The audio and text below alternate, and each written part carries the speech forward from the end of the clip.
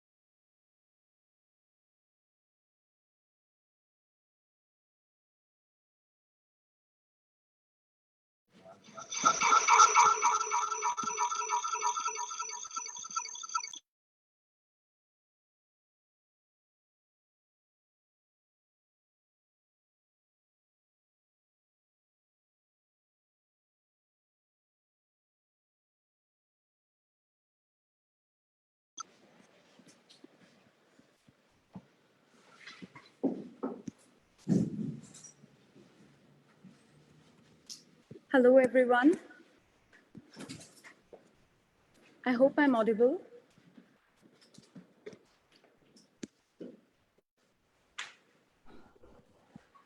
Okay, Am you I are audible now. now? Yeah. Okay, perfect. Yes. Thank you. Hi again, everyone. I am Upahana. I'm a doctoral student at the University of Massachusetts Amherst. Welcome to the discussion on Manipur, locating indigeneity and technologies of violence.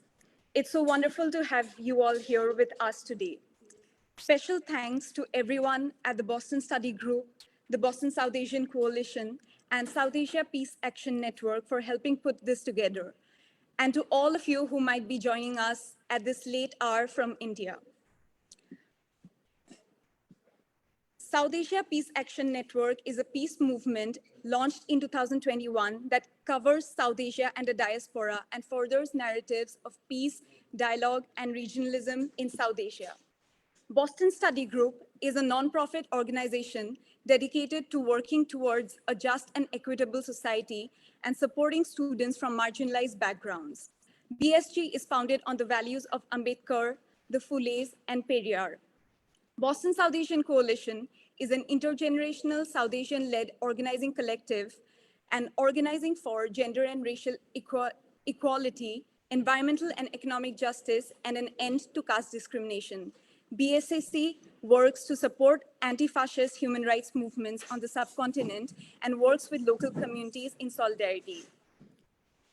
Thanks to everyone for joining us and helping put this together. It is my pleasure to invite you and to introduce you to the speakers of the day, Swanwanlian Tonsing and Sam Bira. Tonsing, our first speaker, is a doctoral scholar at the University of Michigan. He studies technologies and its intersections with indigenous histories in the highlands of South Asia, specifically focusing on the Indo-Myanmar border. He has given lectures and presentations on the diaspora, technology, and the state, and actively contributes to indigenous voices and Indian media outlets such as The Wire, The Hindu, and The Indian Express. Some of his publications include Baudrillard Simulacra and The Death of Solidarity, analyzing Esther Namte's video Vande Mataram. He has also worked on the Boro-Muslim conflict in Assam. Sam, our second speaker, is an enterprise architect by profession, exploring faith, science, and technology as his passions. He aids families in need in India through Christian fellowship groups and engages public dialogue on attacks against religious minorities under Modi's India.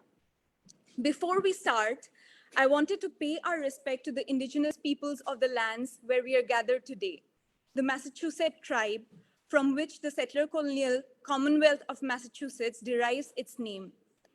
Indigenous land and people's acknowledgement is an effort to recognize indigenous pasts, presents, and futures, and relationships to land, and to understand our own place within that relationship.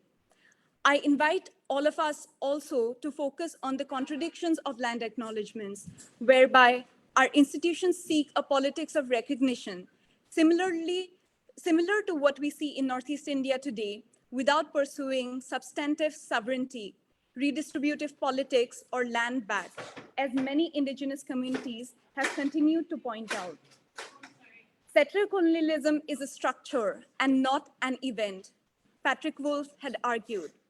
Today, we are about to embark on a discussion of indigeneity on Indigenous Peoples' Day weekend. On behalf of the organizers, I reaffirm our commitment to and solidarity with all the indigenous peoples of the world as they fight against continued erasure, material dispossession, displacement, and everyday violence under settler colonialism and neocolonialism. It has been 6 months since the state-sponsored conflict in Manipur started. At least 200 people have been killed and around 70,000 stand displaced. We gathered at Cambridge in July to rage against sexual violence against Kuki women perpetrated by Meitei mobs and emboldened by the Biren Singh government. We also reflected on the contradictions of Meitei women's roles as instigators of violence when they have been survivors of and protested against sexual violence by the Indian Army for decades. Today, internet bans continue. Distrust among communities runs high, and radicalized groups and Biren Singh's government continue to operate without accountability. We look at this discussion as a continuation of our learning and reflecting on the complexities of this conflict. Our effort is not to focus on who started or who is more or less responsible for the conflict, but to consider critically how exclusive discourses of indigeneity emerge and are compelled within the existing framework of the neocolonial Indian nation state. It is important for us to reflect on shifts of power in the longue durée and how hegemonic discourses are shaped and manifest. Tonsing will be speaking today on discourses of indigeneity and how technologies are implicated in the violence today. We will have 15 to 20 minutes for each speaker and a Q&A session at the end. Without further ado, I invite Tonsing to start his talk.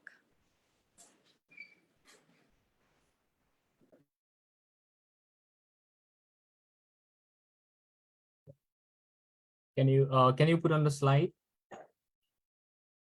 Yeah.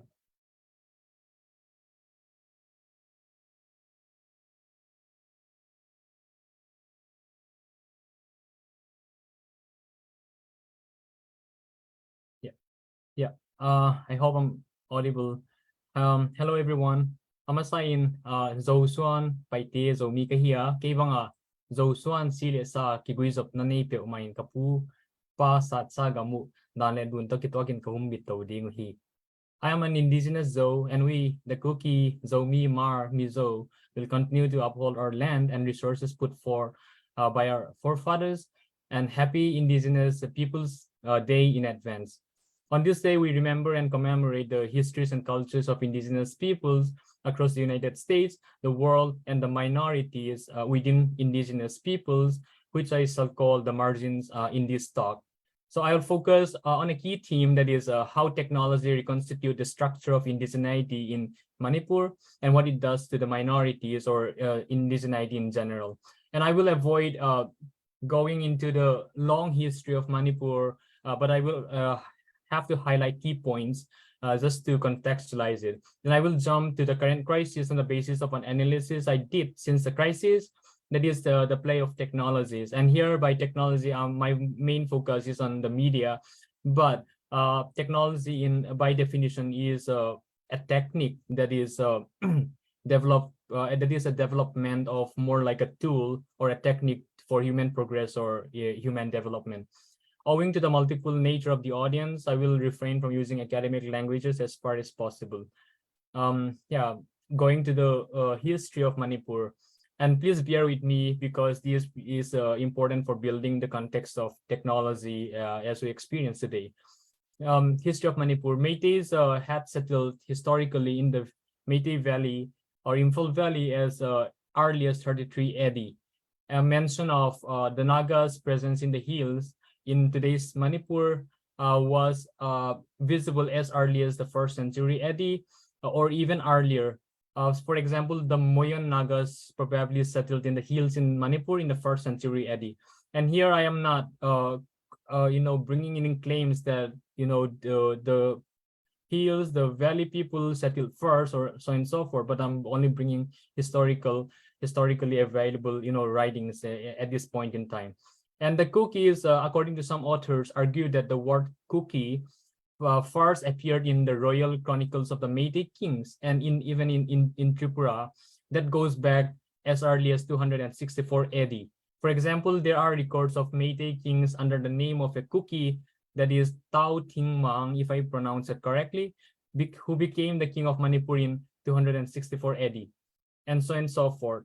Coming straight to the 18th century, in the late 18th century, which was almost also the time when relations between Métis and Burmese worsened, and the British came into the scene. So in 1762, Métis King Raja Jai Singh sought help from the British, and the British intervened by bringing several Kuki populations from the Zhou highlands to prevent Burmese invasion and protect against the Métis against Naga raids. And this followed to the last Burmese invasion of Métis, which is commonly known as 7-year devastation, that happens between 1819 to 1826, and which also resulted to the signing of the Treaty of Yandabu between the British and the Burmese. And in fact, I'm quoting from a Métis Manipuri scholar, Herozit, quote unquote, the hill areas of the state were under British rule and the valley was under the British appointed king. The hill territory separated from the general administration of the state on the play that the hill tribes are not Manipuri and have entirely different customs and language. And in fact, to give the support on this argument, Ukrul Times, which is a regional newspaper published by the Nagas, came up with this article on May 2022 and claimed that the Kukis are in fact indigenous, and they have since then, inhabited the present-day Manipur since time immemorial. So there is an article on that. I can share the link in later if anyone wants to go through that article. And in fact, the complexities of this history in Manipur is also visible with the order that was given out by the Manipur government in 2022, and the order was passed that requires authors to seek approval from the Manipur state government to publish a book on the history, culture, tradition, and geography of the state, which may contain quote unquote material which may either distort facts or disrupt the peaceful coexistence among various communities. Coming to a brief background of who the cookies are. So the cookies form part of the larger identity called Zou, and here I want to make it explicit that not every cookie, quote unquote, would claim to be a Zou, and not every Zou would consider themselves a cookie. So here is the play of in this identity according to the geographical geopolitical experiences of where this population comes from. So at the larger level, Zou is more inclusive because it stretches this identity not only in the context of Manipur, but in even the Mizos in Mizoram also accept the term Zou, and the Chin or the Zomi in the Chin state of Myanmar also accept the term Zou, and cookie is more I would say, and this is also arguable because I'm trying to be careful here. I don't want to force identities here. Cookie is more relevant in the context of Manipur, which is also sectionally accepted, and not all the quote unquote cookies accept to be called cookies in Manipur. So that's the complexity of identity out here. So basically all groups, Zou, Nagas, and Métis in Manipur claim to be indigenous, and hence, as I have mentioned, I will use Zou instead of cookie or cookie Zou for the inclusiveness of its community. Again, saying that understanding that a good number of the cookies will not accept Zou due to the distinct geopolitical and cultural experiences. And moving on to the next slide, the context. Thank you. Yeah.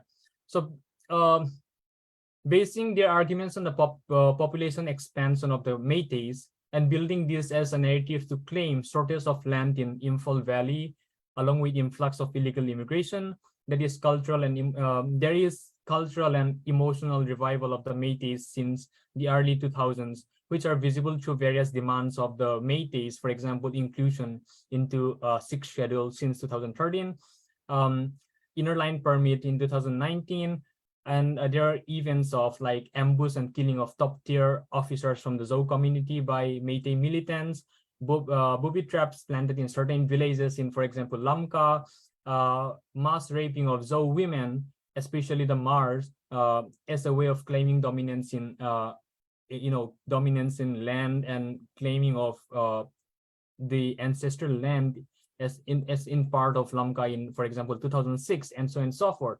And in 2015, a bill was introduced in the Manipur state, 3 bills were introduced in the Manipur State Assembly to extend laws that will allow the government to exercise authority over indigenous people's land, and the Nagas and the Zou protested. The Manipur police and the Manipur commandos were sent to Lamka, which led to the death of 9 people, including a 11, I think the sources will be different. Some said 11-year-old boy was part of the protesters who were killed. Empty coffin marches were held in Jantar Mantar, Delhi, and the dead bodies were eventually buried after 600 days of protest. And finally, in 2017, we saw the Chief Minister Biren Singh come to power in Manipur. In the early 2010s, what is interesting in this context is that before he came to power, I have been following his kind of tweets or social media posts for a while, and his social media tweets deliberately use like terminologies such as indigenous people when referring to the Nagas and the Métis. That was since the early 2010. And the word tribals were reserved for the Zous. So whenever the chief minister, the current incumbent chief minister, posts something in regards to the Zou or the cookies, tribals is the reserved word for this community. So under Biren, new bills, laws, cases, projects, etc. were introduced. For example, Go to the Hills 2.0, court cases against construction of tribal church in Imphal, followed by evictions, destruction of tribal properties constructed on illegal lands, eviction of Zous living in alleged government lands, and the High Court order directing the state government to recommend to the Union Tribal Affairs Ministry amnesty tech for the Métis community. That was in May 2023.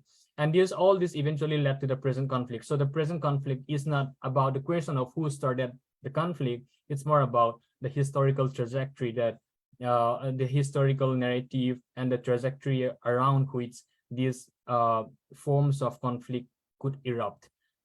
And going on to the next slide, here I want to be more interactive in a way that, and I want Upahana to help me out here, especially with the crowds out there in Cambridge. And we are shifting gears here. We're moving into technology.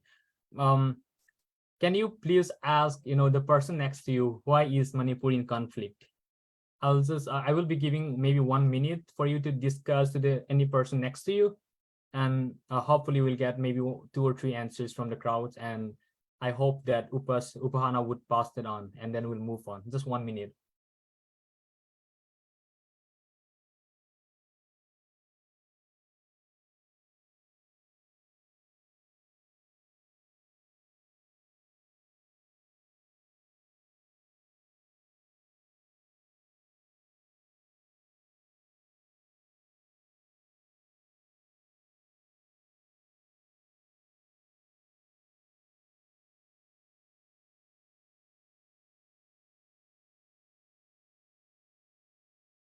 Yep. Maybe we can move on. Upahana, can you please collect some random answers? There's no right or wrong answer here, just to make us more engaged. Yeah.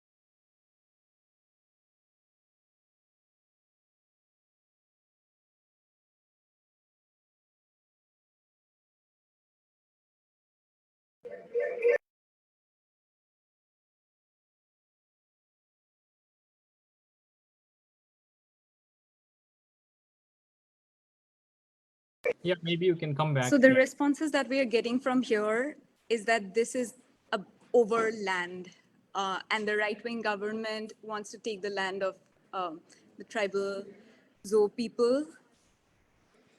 Maybe we want to take a comment or response from the folks joining over Zoom. Yeah, if anyone is willing to give some comments on that, or we can also move forward if anybody is willing from the online crowds. Does it necessarily have to be from the Zo community or somebody from outside the Zo community? Outside, is fine. Yeah. No, but I'm joining from Delhi. I'm also from the Zo community. My name is John Thangal Sangwite. I'm calling from the Jawaharlal Nehru University.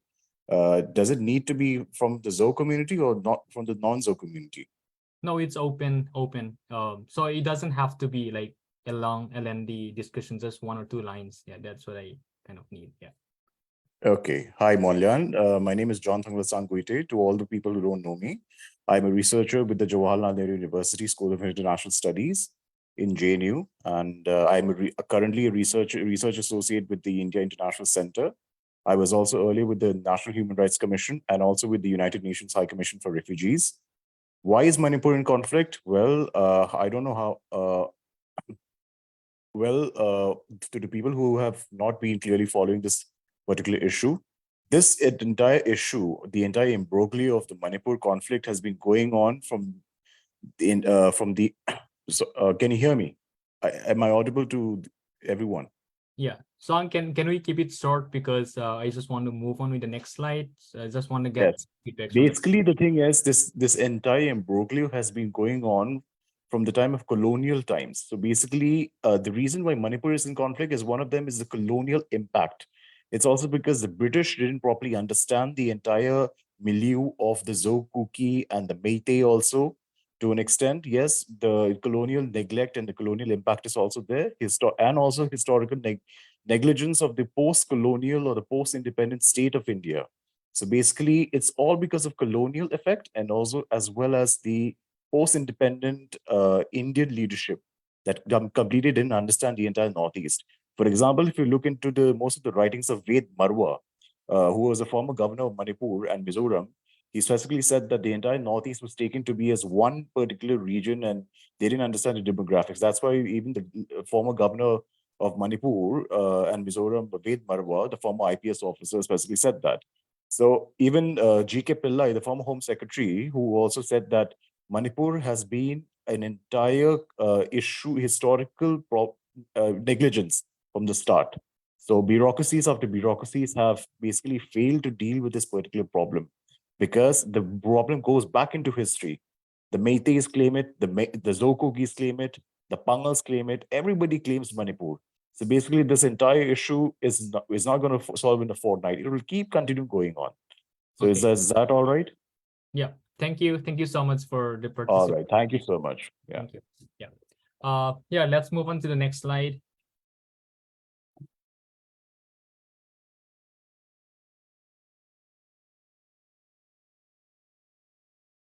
So here we're coming to the technologies and the question of indigeneity. Before going to this, and I want to connect this with the discussion that we just had briefly. I was talking to some people back at home regarding their experiences, especially people outside of Manipur belonging to the Zo community who are living in cities, so for example in Guwahati, Bangalore, Delhi, etc., etc.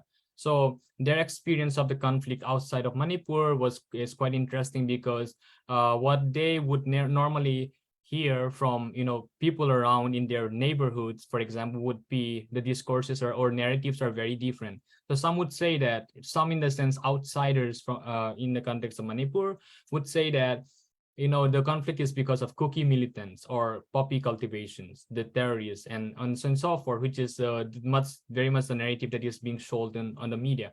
And here I want to bring in, for example, John have like different perspective on that, but of course at the end of the day it comes back to land. And again, some of the crowds from the offline spaces also talked about the question of land. And here I want to remind us that we are, I would say at least more or less educated, quote unquote, compared to the larger Indian mainstream population out there. So the question is how this radicalization penetrates throughout the population. That's what I'm getting at here. So May 3rd, I am also assuming that most of us know when the conflict happened, how it happened, and so on and so forth. So I'm not bringing those backgrounds. So according to my analysis and my experience, I was in Delhi in May. So according to my experiences and my analysis so far, May 3rd and May 5th, or in fact arguably beyond, was key in building a scattered or messy narrative firmly that is on the media, both old and new, journalism, and you can also talk about user-generated content creation and so forth.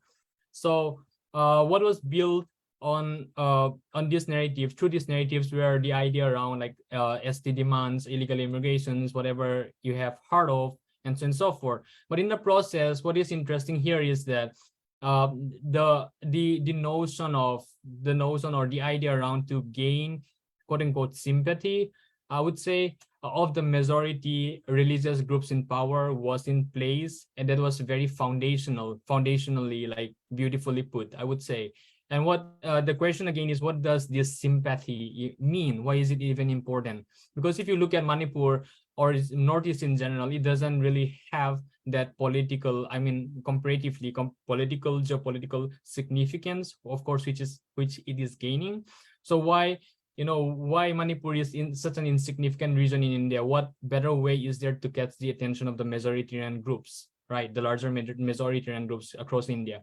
So according to my understanding and my analysis was that the idea, what happened throughout the conflict, that is especially from May 3rd to 5th, was this notion of, and this process of finding elements that may ensure that the Meiteis or the majority groups in Manipur are incorporated into the larger Indian nation's discourse, which currently has sentimental association with larger Indian mainstream religiosity.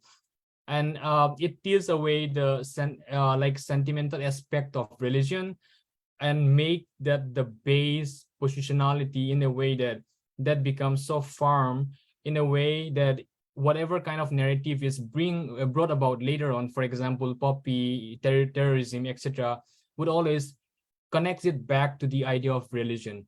And of course, this is not a religious conflict, this is an ethnic conflict, but the elements of, like, what significance, what kind of interest can the Manipur conflict gain to the larger Indian population, was the one of the first question that and one of the first narrative that built throughout the conflict.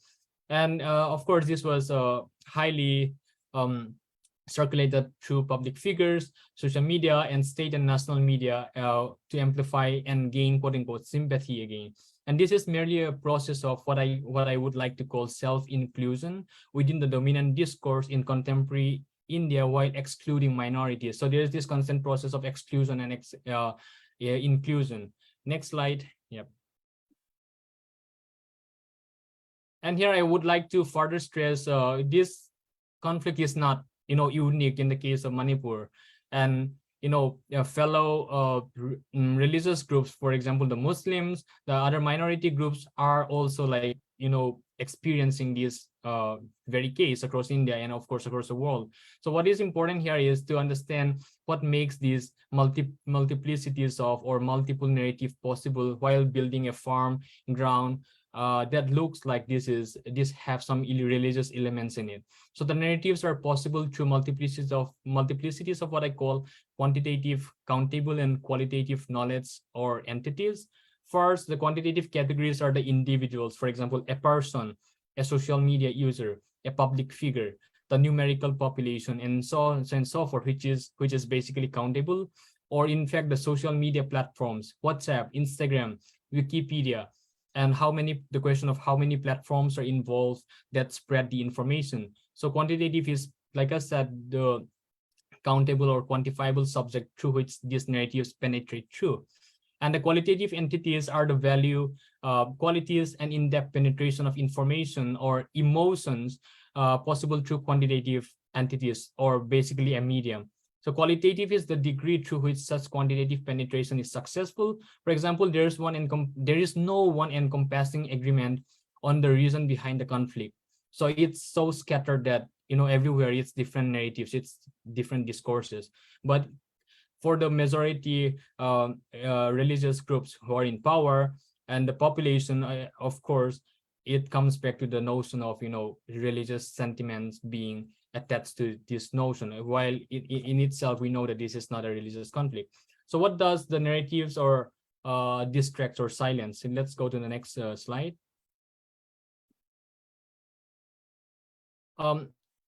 What I would say, what outsiders quote unquote doesn't really understand is the role of the Métis terrorist outfits who are operational in Myanmar and Manipur. I don't want to specify the groups. These groups are declared by South Asia Terrorism Portal as active terrorists in that sense. So you can look it up on the profile. And the second one would be the attempt to grab the tribal lands, which we are very well aware of. And here, what is interesting again is the third one, the Nagas' involvement in poppy cultivation, which is argued to be comparatively declining. So these are some of the key factors or key aspects that are kind of silenced by creating this notion of multiplicities of narratives. And yeah, please let's move to the next slide. Again, what does the multiplicities of narrative do to indigeneity, coming to indigeneity? So the key technique, I was mentioning, used in this conflict by the state and the majority group is to identify and exclude a structurally, demographically, and culturally, quote unquote, disorganized minority group. I use the word disorganized minority group because number one, comparatively to the Nagas, the Kukis or the Zos are geopolitically dispersed across Manipur. They don't occupy specific locale or region. And secondly, in terms of identity, there is this class of identities, imagined identities everywhere, as I was mentioning earlier. And this disorganized and informal relations that is spread across Manipur, across this population, makes them comparatively more precarious in comparison to the Nagas. So fundamentally, the Zos are seen or constructed in a negative light, but the narrative must be, like I said, multiple, dispersed, and scattered. Here, the key is the dispersed relationality of the narratives that is spread across the media. And here, this is where I want to bring in this notion of duality, which is very much common in or practice in colonialism, like the making of the othering. So what is duality? In everyday life, we categorize between, for example, the rich and the poor, the black and white, short and tall, etc., which is more like a norm and normalized everyday experiences. And where one category, normally the one in power, is the scale of measurement. And likewise, in this case, in Manipur, the more the other, that is the Zo people, is reduced to an entity that eliminates their association or excludes them from the Indian nationalism or the fault of the nation state, the more indigenous the majority group is translated into. For example, here I make a small table just for us to visually, and in the next slide, to understand the gap that this conflict is bringing about. Here, if you see the table quickly, on the left you have them, the Zos, and on the right you have the us, that is the majority groups. Right here on the left, the more they are referred to or related to narco-terrorists, for example, the more the Métis are reproduces more Indian, and this idea of their attachment to Indian nationalism is penetrated deeper, embodied in that way. And the more you talk about militancy, the more you talk about poppy cultivators, illegal immigrants, the more you're reducing this population. Can you move to the next slide, please? The more you're reducing this population outside, like excluding them outside of the mainstream Indian idea of Indianness or the imagined Indian nation state.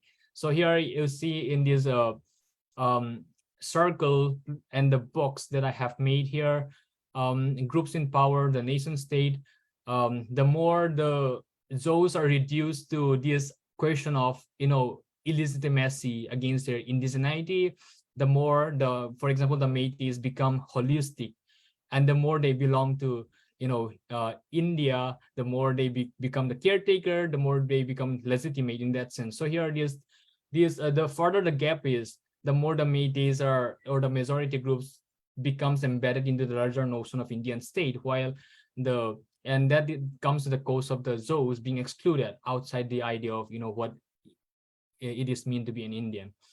And yeah, next slide, please.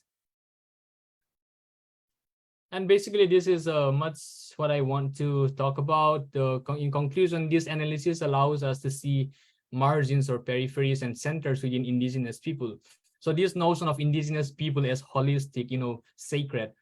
But when we really dig into the, deeper into the context of Manipur, for example, we understand that there are margins, peripheries within indigenous peoples, and it's not a homogeneous community out there. So we have to look out for, people in power within and without indigeneity. And there's separation of powers in these indigenous groups, as I have mentioned, which is basically to make profane and let dissociate. So the more you or the groups in power make profane a group, the more it disengages that particular smaller or minority community from the large notion of what it means to be a nation, part of a nation. And especially in the context of US, and seeing from the lens of decoloniality, colonialism, the majority groups, rather than dismantling the whiteness of indigeneity, seem to successfully incorporate the Western concept of seeing and experiencing indigeneity here in a everyday experience here in the US. For example, this notion of blackness, whiteness, race, question of race is very much prevalent. And it comes back to the problem of how our everyday life here in the US, in the West, for example, is embedded with the colonial notion of whiteness.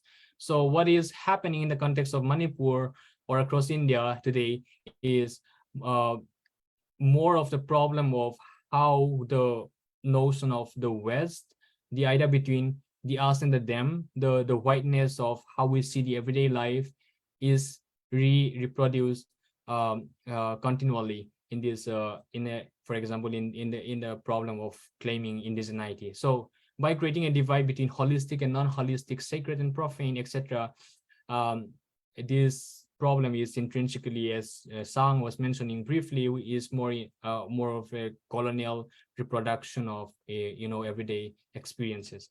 Yeah, thank you so much.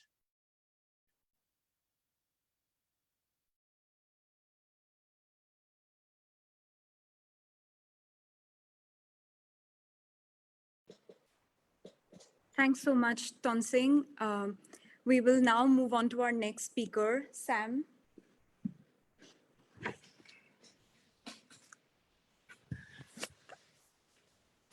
Thank you, Pasna. So I think after listening to Tonsing, the scholarly exposition that he did, the analysis, probably what I'm going to say is going to be a little bit mundane, but what I'm trying to actually talk about is, I got a little title, so I'll tell you what the title is. And it's called Unmasking the Shadows, Illuminating Hope, a Call for Unity in India. So that's the theme that I'm going to talk about. And basically, what I've tried to do is take what Tonsing mentioned about the Manipur conflict. He has provided a lot of data, both qualitative and quantitative. And what I will try to do is paint a narrative that it's not an isolated incident or violence that's happening in India, but it's a large, it's an emblem of a symptom of a larger pattern that is occurring. So let me try to provide that picture to you as I go about. And I have to thank the organizers of this particular event, the Boston Study Group and the Boston South Asian Coalition and SAPAN. I really feel honored to be here amongst the esteemed gathering here. So what we will do is, I know that when we really look at incidents such as Manipur and the violence and the other incidents of persecution happening in India, there's a sense of gloom that happens that, we all seem to be enveloped in. But then what I would like to do is, let's not just focus on the dark alleys of despair and violence, particularly in Manipur, what's happening in Manipur, but also let's focus on the luminous paths of faith, hope, and love that have always defined what India is and what our people are, right? And this discussion, what I would like to have, and I don't want to have a monologue here, feel free to stop me and ask a question in between. So let's try to shed light on the human tragedy that's happening, right? It's not about a particular group. It's not about a region. It's not about a religion, right? There is a huge human tragedy and the broader issue of religious persecution, but also to seek the light that can guide us, right? Amongst all this particular darkness and despair through these dark times, okay? Tonsing has painted a wonderful picture about the heart-wrenching reality in Manipur.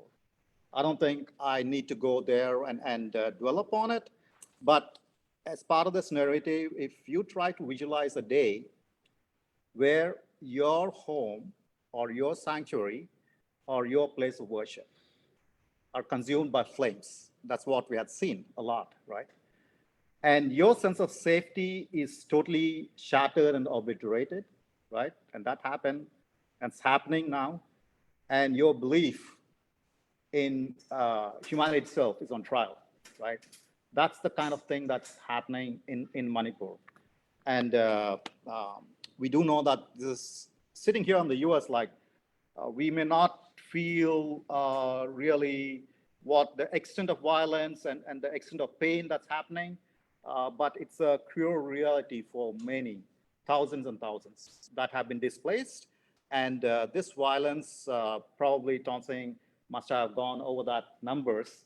So as I have in my research, like there have been over 180 deaths, more than 70,000 displacements of families across the state, and about 500 churches destroyed, and a huge number of arms have been looted from the police stations. So this is really a very dangerous and explosive situation, but also a large human tragedy that's happening in this particular situation. Now, we do have a government, and there is, democracy in India, and there's a rule of law. So let's try to look at that point of view. So far, in the Manipur context, what we seem to actually see, it is the echo of silence and inaction that's occurring, right? Despite the extent of violence, despite the numbers of people displaced, and petitions to the government, what is more troubling than all the violence? It is the silence, almost, right, and inaction that is accompanying it. On the other hand, let me also say that the government has enacted a number of steps in order to bring the situation under control, right? But as I say, the proof is in the pudding. Has the violence stopped? Have the displaced families that have faced the violence, their homes destroyed, have they come back, and are they able to pick up the thread of life, normal life that they were going through earlier, right? Now, if for a minute, if we try to ponder why this is occurring and why the government's actions do not suffice in restoring peace and justice, let's try to view that particular aspect. And here, this is where I would like to talk about the broader pattern that I would like to actually share with you. As we see, Manipur is not an isolated incident, because across India, there's a disturbing pattern of attacks and arrests of religious minorities, Christians and Muslims, and places of worship are desecrated, people are assaulted, and lives are disrupted. That is happening across India. Now, as we know that India has traditionally been a land of unparalleled diversity, and people of various faiths and cultures and languages and ethnicities, they have coexisted peacefully since many, many years and hundreds of years together. However, the nation is now witnessing a systematic erosion of values, right? And most likely, this is being driven by a majoritarian ideology. So we know that B.R. Ambedkar had actually penned this constitution, or he brought about a very strong constitution in democratic values. And the constitution guarantees every citizen the right to freedom of expression, religion, and conscience. And it also ensures equality before the law, that the government is responsible, and the other branches of the Supreme Court or the legislative are responsible for, right? And it very explicitly prohibits discrimination based on religion. Now, again, I said that let's not try to look through the gloom and doom.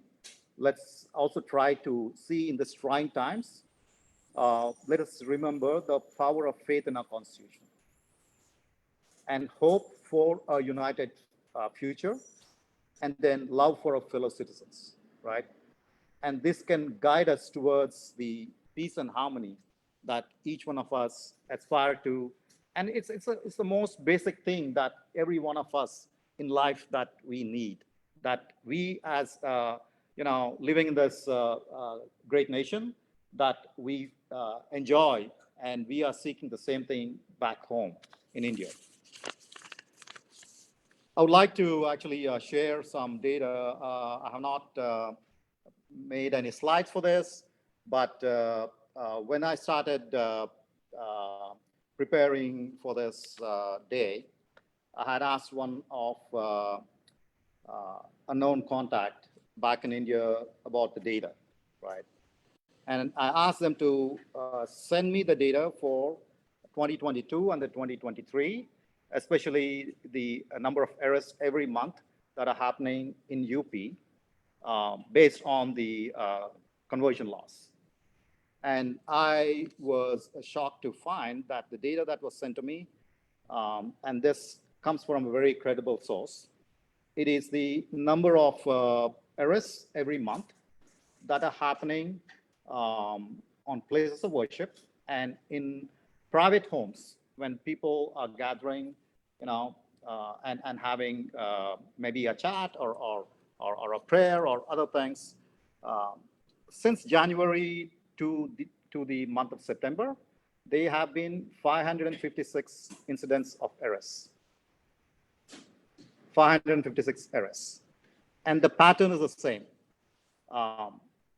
There is someone who calls the police station and says that people are engaging in unlawful activities. And that unlawful activity is having a prayer, and which they call it, they are making people convert. The police, along with the people like who are, giving this particular complaint, they go and solve the people, and the police arrests, these innocent people. And the number of arrests that are happening actually, in reality, in the state of UP, in the month of January, there were 22. Then in the month of February, it was 31. In the month of March, 26. April, it just came down 18, and May, it came down 16, and there was a spike again in June, which went to 38 arrests. And then, 31, 26, 18. What this shows and tells us is that almost every day, a day doesn't pass where people are being arrested because of the faith. There's no, crime being done, but they are being arrested, and they have to, then they have to get bail, and their lives are disrupted. But this is the extent that is going on right today. And then, of course, there are other reports by a New Delhi-based human rights group. The first half of 2023, it saw a surge in violence against Christians across 23 states in India. And as I mentioned, now these are only reported. There are a lot that go unreported. And the majority of these violent acts, they occur in Uttar Pradesh, India's most populous state. And then next comes Chhattisgarh, which is another state, followed with 84 cases, followed by Jharkhand and Haryana. But what I'm trying to tell you is the pattern that's occurring here. And this is happening many a time with the police actually arresting innocent people. Now, if we look at this particular data, and the pattern, the evidence is clear and alarming.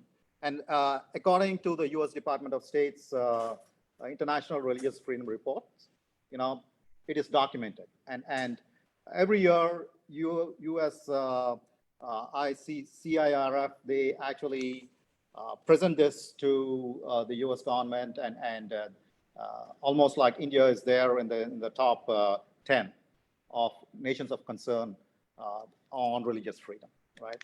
And the religious freedom here, what's happening here is that there have been incidents such as the public flogging of 4 Muslim men by plainclothes police in Gujarat. That's a huge incident. Police flogging people in public, right? And then the police complicity in the Delhi riots. And a very, very, I think, known fact is about the habit of bulldozing people's homes, which started in the state of UP, especially.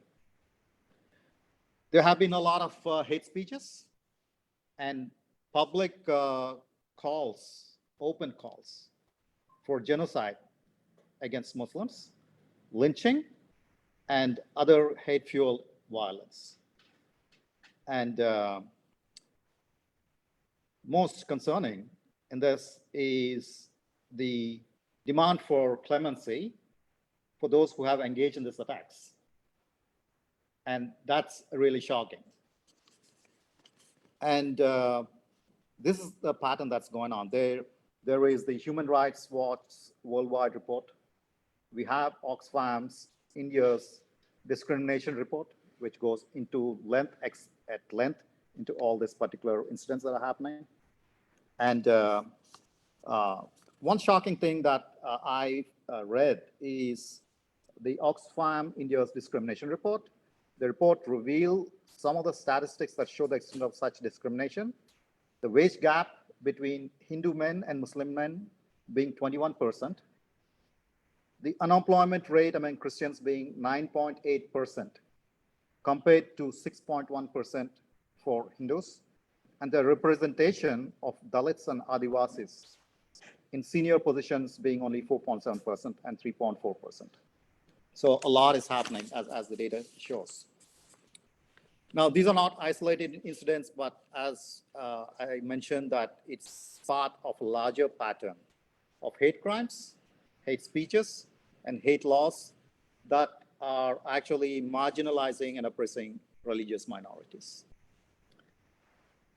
And let me say this, these are not only violations of human rights, but also threats to the national security of the nation as a whole.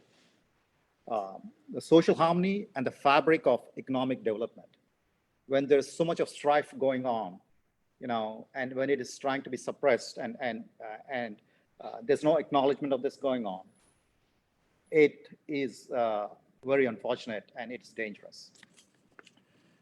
I'll try to go into the part where what I call as a purpose behind the shadows, right? So what do we need to dismantle the shadows of hate? Let us explore what are the intention behind these actions.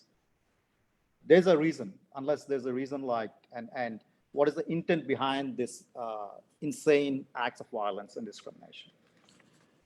It may be a quest for power and an attempt to instill fear or a manifestation of deep-rooted prejudices. However, today, we must confront these unsettling questions and seek solutions. We should raise a voice and ask the right questions. And it's not only ask the right questions, we should seek solutions that would mend the wounds that are being inflicted on our diverse nation. So I've been talking a lot and kind of, I feel like I'm in this monologue and probably there would be some questions later, but I would like to actually conclude with a call to action, right? I would say that in conclusion, the violence of Manipur is not merely a regional issue. It is a symptom of a larger problem, as I've been saying, the surge of religious intolerance in India. It is a call to action for all of us to stand united for compassion, understanding, and above all, for humanity. I think definitely together we can forge a future where diversity is celebrated and hate finds no refuge. And we cannot remain silent, and I commend the groups that have organized this particular event here, right? It is a witness to that. We are not remaining silent amongst all this injustice. And we cannot allow our nation to be commandeered by a divisive and destructive agenda, which is occurring now day in and day out. And we cannot permit a nation to be diminished to a land where one religion reigns supreme and others are relegated to a second-class citizens. So to end this, I would like to mention 3 points. One is uphold our values. We need to stand firm in our commitment to the values of faith, hope, and love, ensuring that they permeate every aspect of our society. And 2, let us defend our rights. We have rights. Vigilantly, let us safeguard our constitutional rights and ensure that every citizen, regardless of their religion, is treated with equality and respect. And finally, let us embrace our diversity. Let us celebrate our diversity and ensure that it is protected, respected, and nurtured. This will ensure a future where every citizen can live without fear. So I think that's the whole point that I wanted to bring forth. I hope I didn't ramble about, and I concluded this with a call for action and identified the pattern that is occurring, and as next steps, like what each one of us can contribute towards standing up for our rights, our dignity, and our diversity. And let us stand up for our constitution, our democracy, and our justice. Let us stand up for our fellow citizens, our brothers and sisters who are suffering from discrimination and persecution. Finally, let us stand for India. Thank you.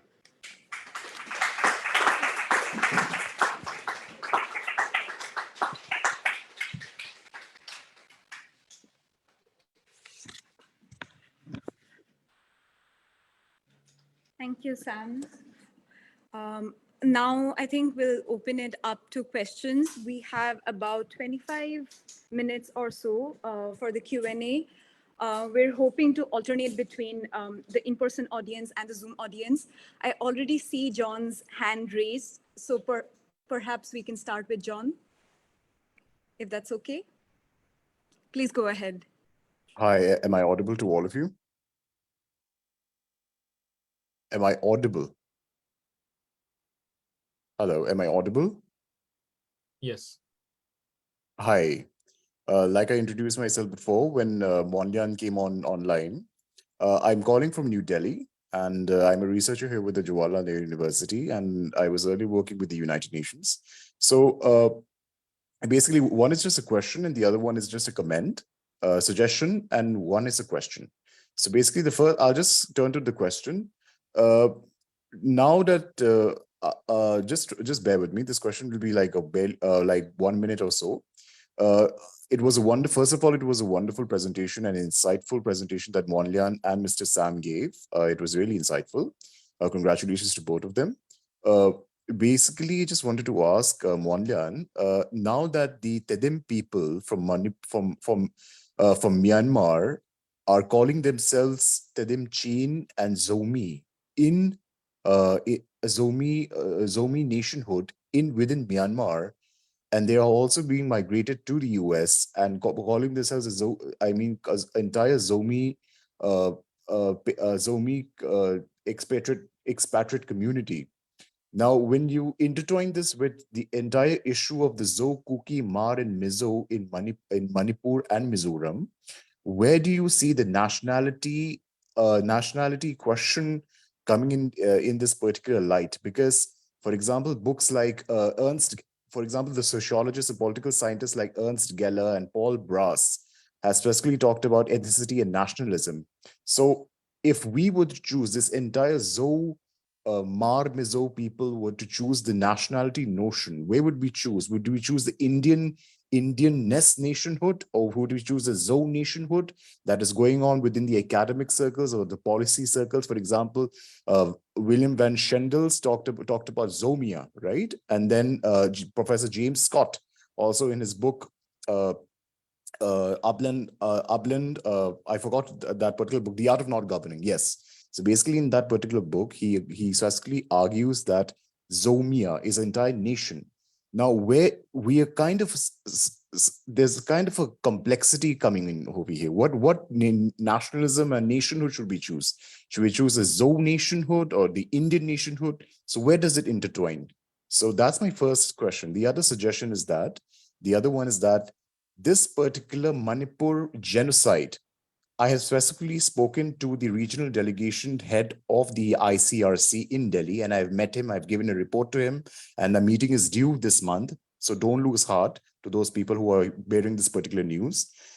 This is a complete violation of the Geneva Conventions in Article 3 and Additional Protocol 2 of 1977. Basically, this particular genocide is not only a violation of human rights law, but it is also a violation of Geneva Conventions of the laws of war, because this is a civil war that is happening before our eyes. And I believe that the entire international community should create a pressure on the government of India and come together to enforce these principles of Geneva Conventions right there in Manipur. Thank you.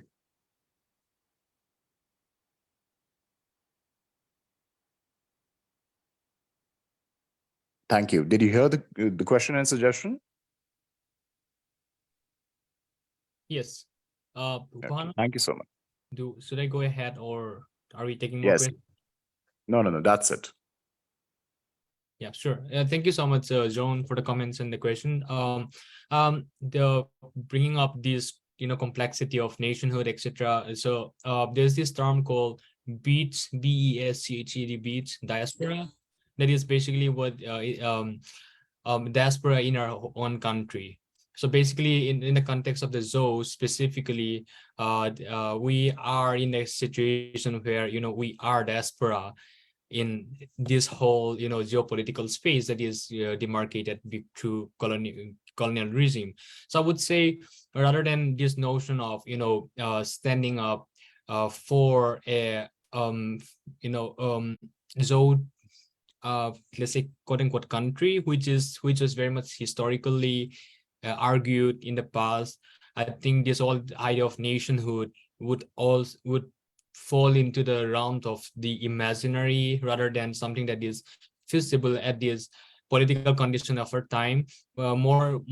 It would be more of a way to connect and reconnect the dispersed population in our own land. So for example, here in the US, I, even though I'm not from Myanmar, I still have this connection with immigrants from Myanmar who are in the US. So I would introduce myself as, hey, I'm from this part of India, and I am as though from this part of India. Then I would be culturally accepted.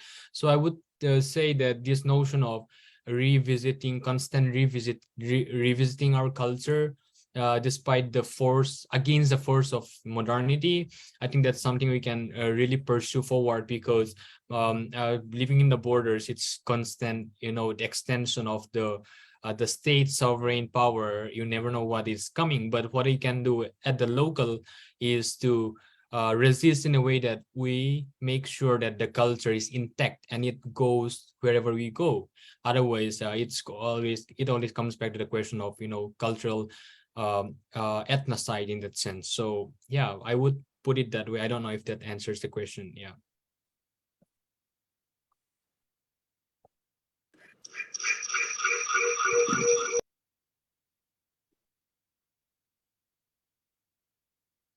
Perhaps we can now take a question from the in-person audience.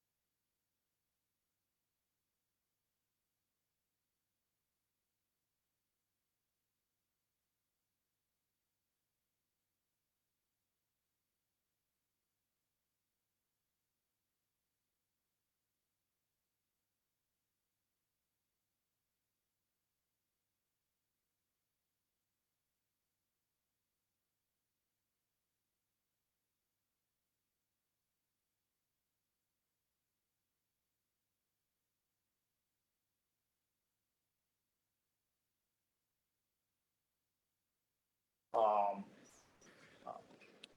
personally, like what I am doing is like be informed and being in touch with the various groups that are facing this particular issues back home, right? And secondly, also, you can offer them your support either through your prayers or through your words of encouragement, right? And because that, for people like who are actually facing a lot of issues, a word, a kind word, and a word of support really means a lot to them. So I think that's definitely something each one of us can do. There was a committee on human rights in Manipur. Does it still exist? Do you have any information about what has happened? Probably It was called counseling. COHR. Does anybody know? Could you hear the question, Tonsing? You will have to repeat that for me. Yeah. You're on mute. I'm not on mute, I think. I'm sorry, I'm not on mute. Can you hear me? Yes. Yes. Now we can. Yeah. Sorry. Yeah. So there was a question about whether the Human Rights Commission of Manipur is COHR, Committee on Human Rights. Committee on Human Rights Manipur, is it doing anything? And what is its status now in this conflict? So I would be careful in giving information about this because I'm not on the ground. But as far as I know, everything is very much I would say ethnicized. So if it's anything that comes from the state or anything that have to do with Manipur, it always would lean back in favor of the larger community. So at this point, from the information I have received so far, I think it's not active for the minority communities. That is so. Yeah. For example, I'm not sure if it's connected. So there's a recent announcement from the chief minister saying that schools are reopening, this and that, and so on and so forth. So that always comes back to the question of which schools, right? Where are they located? So that's the politics out there. So when you come across information saying that human rights is doing this in Manipur, so when you hear the word Manipur, it would always instantly refer to Imphal Valley.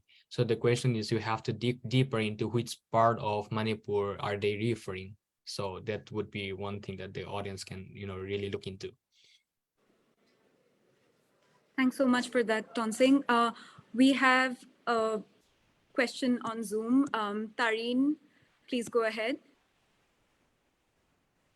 Hey guys, thank you so much for that presentation.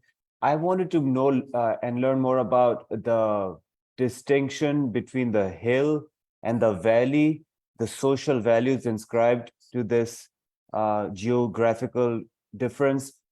Who lives in the hill, who lives in the valley? And in particular, I'm really interested to learn more about how women navigate the area, considering that they are the primary targets of the violence inflicted in the place. So good. So when you say women navigate the area, can you please? Yeah, I'm just curious, because in the PowerPoint presentation of yours, I read that girls between the ages of 12 and 27 are faced with like rape and sexual assault as a way to reclaim land. So I'm curious to know what they do in terms of work, how, and then the poppy cultivation. Do they play any role? What's the politics? What's happening in the backdrop that is making this difference between the civilized, religious, sentimental discursive construction vis-a-vis the uncivilized? I'm just curious. I have a feeling that there's some way in which gender is playing a big role, but since I know nothing about the area, I was just wanted to keep it broad.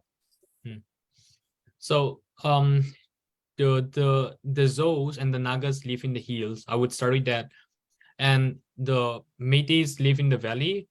And what is interesting here is that the claim that there are many quote unquote numerous illegal immigration that is coming from illegal immigrants coming from from Myanmar, that is the Chin Hills. of Myanmar, that also Chin Hills is also part of the Zou, inhabited highlands or hills. So that is a claim that is kind of made against the Zou people by the Métis. But what is interesting here is that in that Ukhrul Times news article that I have mentioned briefly, that was produced last year in May, so this article is written by the Nagas. So the Nagas themselves claim that the Kukis are not illegal immigrants, and the reason for this heavy influx of or spreading of the Kuki population across Manipur is not because of the infiltration from Myanmar, but because of the constant conflict the Kukis have with different communities in Manipur. For example, the Nagas, they were in conflict in 1993, and they were in conflict with the Paites in 1997, and so on and so forth. So this conflict makes them mobile or move across Manipur. And so everywhere they move, for example, to new districts or new regions, that means the numerical population in terms of census, enumeration would eventually grow in that area. So the Nagas, I'm quoting the Nagas because the Nagas are neutral, quote unquote, in this conflict. So I'm not, this is not from my own source. So these are written by the Nagas, Naga scholars, or in fact the Naga news producers. So this is basically the notion around infiltration coming from infilters coming from Myanmar, which is a wrong accusation. Of course, because of the Myanmar crisis right now, there are population moving across the borders, not only in Manipur but in Mizoram. For example, in Mizoram, we are culturally sharing almost similar life experiences with the Mizos out there. So we are culturally brothers and sisters. So in the context of Mizoram, they declare that they and kind of quote unquote challenge the union government, saying that these displaced people from Myanmar are our brothers and sisters, so we will accept them. But in the context of Manipur, it is the other way around. So the Manipur government have claimed that these are illegal immigrants. So different, depending on the context with which the host communities are. For example, in Manipur, it's the host community, it's the Zou community, but the groups in power are the Métis. But in Mizoram, the host communities are the Mizos, and the groups in power are the Mizos. So the way you play around with displaced population, kind of differs from state to state, and depending on who is in power. And the role of women, the case of the Mar women being raped there, I don't really know the ground reality of that particular place now, but it happened early in the early 2000s, where this notion of Métis radicalism were growing, but doesn't mean that it was not this radicalization was not there before. So I would say it's a way of claiming, because in the culture of, I think it would also say this is not specific to the Zous, but in almost every culture, the exploitation of women bodies, right, is seen as more of a venture as a way to play around, power. So I would say that is more an aspect of claiming power through women bodies, in a way that it also have many things in relation to land. So I don't know if that answers your question. Maybe you can talk about it more, but you can also extend the answer in that sense. Yeah, thank you.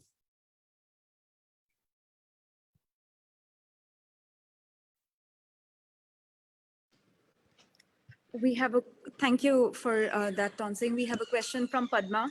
Do you want to join? I want to thank both the speakers for a very illuminating discussion. So this is a question for Tonsing. So, I mean, as both you and Mr. Sam had said, hundreds of thousands of lives have, people have died, close to 200, more than 70,000 people displaced. So it's a very dire situation indeed right now. And I think going into the underlying reasons, we would need another probably seminar on that, about land, about palm oil, and minerals and lots of other things. And like you said, the colonial history, the Act East policy, India's hegemony in the region, et cetera, et cetera. But for me, when both of you spoke about call to action, what do we do now is the question, right? The violence is continuing. Women are being assaulted. I mean, it's a terrible situation in the camps. Children are dying. There's, people with cancer are not getting treatment. So should we be looking into this demand that they have right now, that there should be a separation? The state should separate into two, where one has Meitei and the other has Kuki and the other groups, and then try to find somehow funding to help everybody who's displaced. I mean, we need to really build houses for them. We need money for education, for healthcare. So I'm just asking for some practical solutions. Should now there be a complete separation, because there is so much distrust? I mean, even from hearing from people on the ground, there is so much distrust. And it's going to take a while for peace and reconciliation. But what should be the immediate steps? Thank you. Thank you. Sham, you want to go first?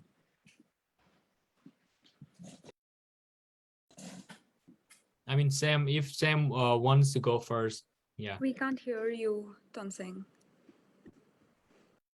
Am I audible?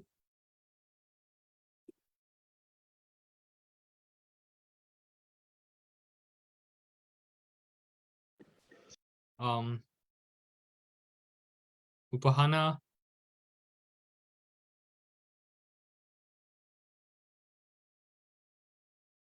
It seems that the online community can hear my voice. Yeah, Upana, yeah, I mean, I'm saying if Sam wants to go first, I'm fine with that. Okay.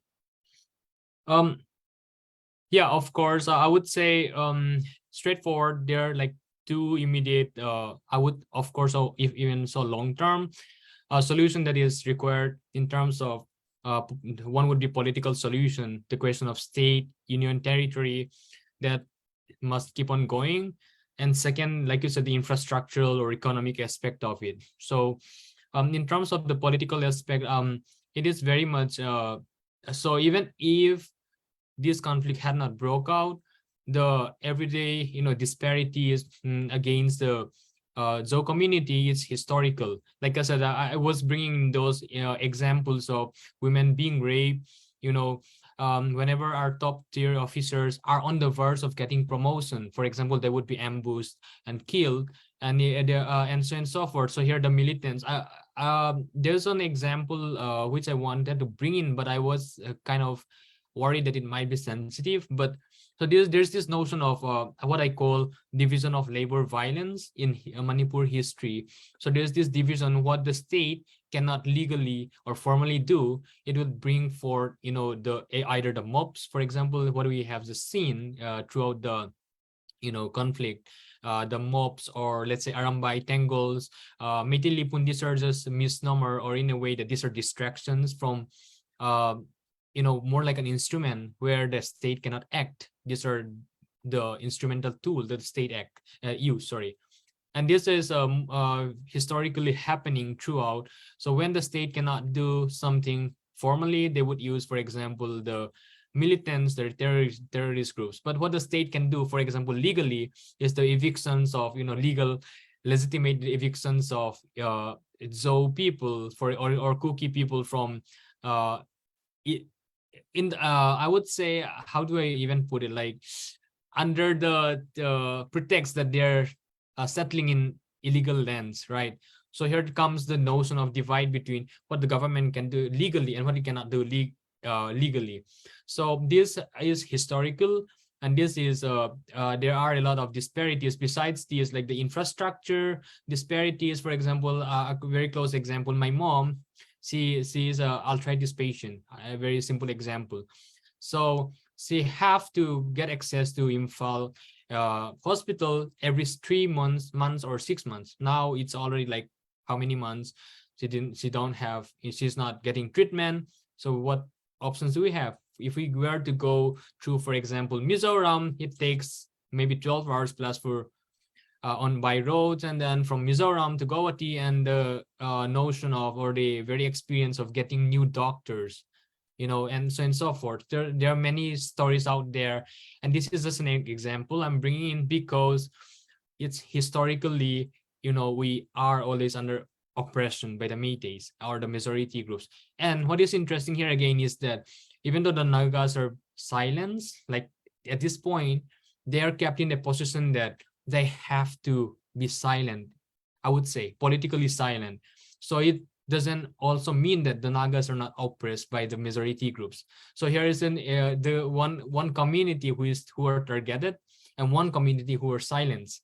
But the notion of, and the experience of oppression is historical for both communities. So eventually, I think we don't know how this is going to turn around if we keep going for the separate administration political solution.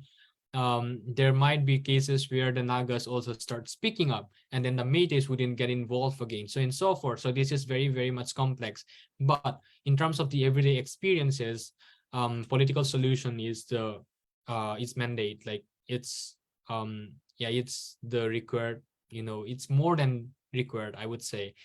And in terms of economic or infrastructural need, that is something that we should keep on doing, because currently there are many displaced, as we know.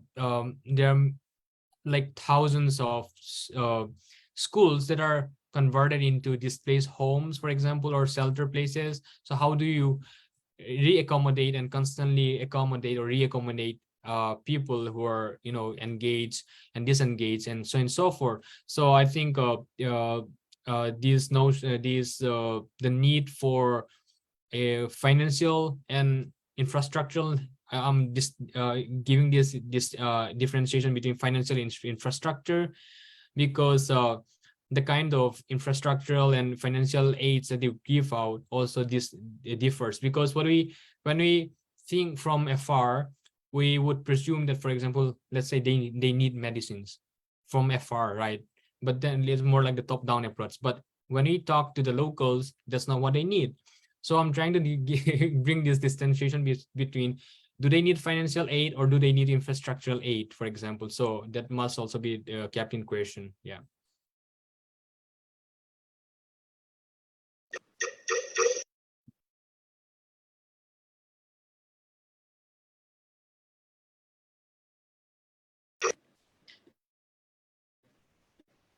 I'm wondering if we have a question from our Zoom audience. Joe. Yes, please go ahead. Hi, can you hear me? Hello, Yeah. am I audible? Yes. Yeah, hi. Good afternoon, evening, whatever it is. This question is for Wanlian, Hansing. And well, first of all, thank you very much to the speakers for the very thorough and constructive discussion. My name is Joe Kibgan. I am an assistant professor in the Women's Gender Studies Department at the University of Wisconsin-Eau Claire.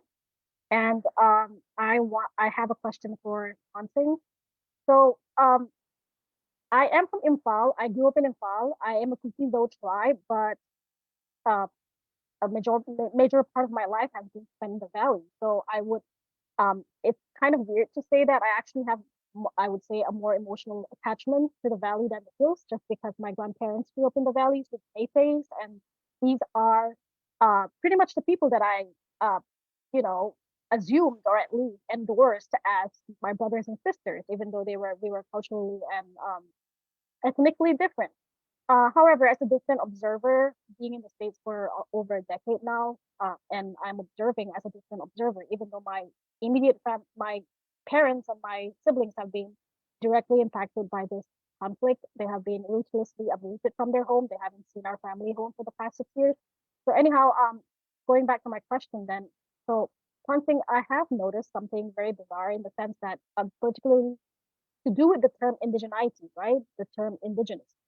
So I have seen that the Métis have, at this point in time, completely and also very deliberately and very systematically appropriated the term indigeneity or indigenous.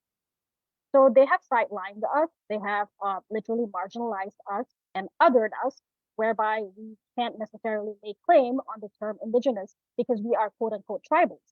But within the US context, you and I know when you say indigenous, it is oftentimes conflated with tribal sets, right, or tribal communities.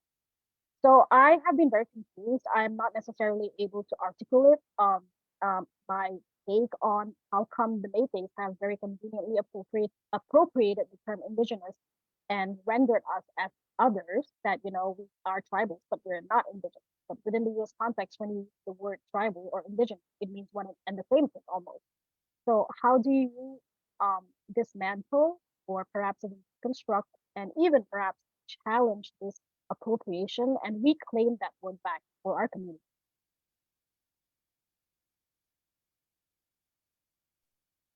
I mean, that's a very interesting and good observation. I think what as a community we can do would be, or scholars, community of scholars, what we can do is bring back the notion of tribe, which is of course related in relation to India, and then the larger notion of indigeneity across the world, because like you said, indigeneity is not a very much accepted term or idea in notion in India, right? So it's more global. But when you bring the notion of indigeneity, it always comes back to the question of who settled first. So I think there's a need to dismantle or relocate this how indigeneity and tribes kind of meets together in our context. That way we can maybe dismantle this very notion of like our sideline, let's say the notion of first settlement, and bring in more cultural aspect of, let's say, the tribal everyday life experiences. I think that might be a way around. I don't know if that really answers, because I mean, as much as we want to explore indigeneity, it's not as relevant as it is here in the US, right, as in India.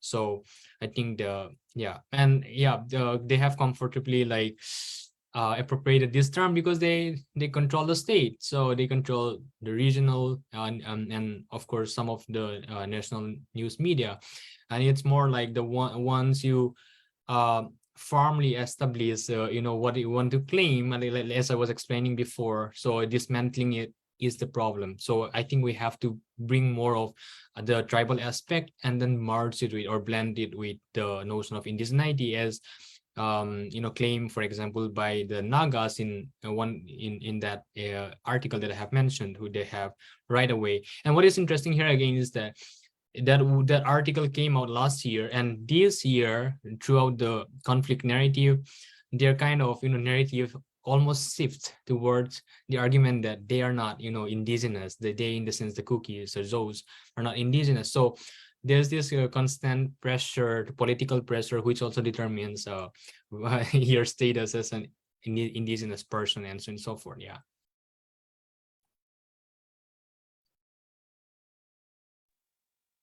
Thank you. Thanks so much for all the questions and for your very insightful responses. I had a last question, but I think we're running out of time, so we will not go into that. But I still just want to put it out there because I think like one of the main things that we need to reflect on is how and how do we attend to this question of radicalization in Manipur today, right? And maybe we can, like keep continuing the conversations offline in other spaces. I know I will surely reach out to Tonsing later. Now we will go ahead and have Saeed make a few announcements. Thank you all. Thank you, Basna.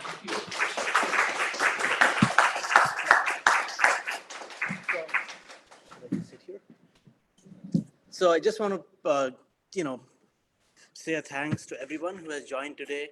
I want to give a few ending comments and some announcements. So We will, right after this, we are planning to have a group photograph. So we'll get assembled here in the front near the projector for that photograph. Apart from that, I have a donation box here. So this will certainly help with costs for the event, which includes a donation to the hall. So feel free to put something in here. If you would like to donate by Zelle or Venmo, just reach out to me. I can take those payments. Also, we have circulated a sign-up sheet for the Boston South Asian Coalition. I belong to Boston South Asian Coalition, so feel free to sign up. Write your name and details, and we'll add you to the mailing list. There's also this sheet here, which has a QR code, so you can also sign up via the QR code. And for those of you who are online, I would really ask you and recommend you and suggest to you that you, sign up on our social media. So we have three organizations today who has hosted this event. It's the Boston South Asian Coalition, it's the Boston Study Group, and it's the SUPAN Network. So you can find us online, Google us. We all have Twitter accounts and Facebook pages and websites. So please sign up. And I think that should be it from my side. We'll also have some snacks after the group photograph. So thanks a lot. I appreciate all your time. Thank you.